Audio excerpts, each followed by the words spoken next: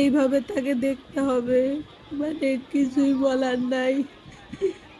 সবাইকে একদিন এরকম সাদা কাপড় পরে দুনিয়ার বিদায় নিয়ে যেতে হবে।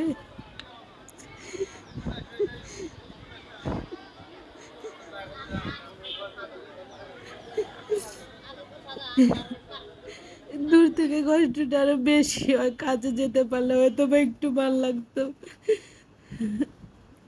আমি অনেক সারাদিন অপেক্ষা করেছিলাম, যাবো বলে যেতে পারি নাই আমি। দুই বাচ্চা নিয়ে একা যেতে পারি নাই। এই জন্য আরো ভীষণ খারাপ লাগতেছে। যার যায় আপনজন সে শুধু জানে এই যন্ত্রণা কতটুকু, পৃথিবীর মায়া ত্যাগ করে কিভাবে চলে যেতে হয়।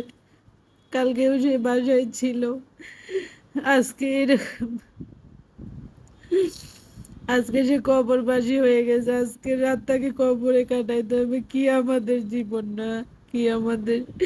তবু আমরা কেন কিছু বুঝি না, সব কিছু ভুলে যেন আমরা দুনিয়ার পিছিয়ে সবাই ছুটে আছি।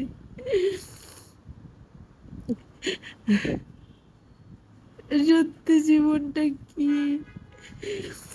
তার এই যে রাত্রে মাটি হচ্ছে, সবাই দোয়া করবেন তার জন্য, আল্লাহ যেন তার জীবনে কোনো মাফ করে বেহেশত নসিব করে।